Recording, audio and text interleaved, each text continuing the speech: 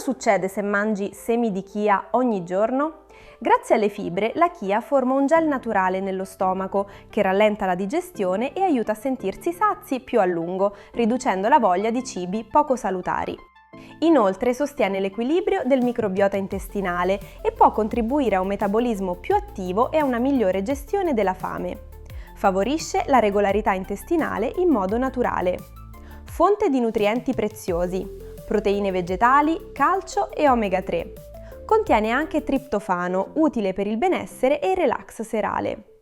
Se vuoi altri video come questo per sentirti più leggero e in forma in modo sano, seguimi e continua il tuo percorso di benessere. E approfittane, nel mio libro trovi ricette irresistibili con i semi di chia e la cosa migliore, nuove ricette ogni settimana.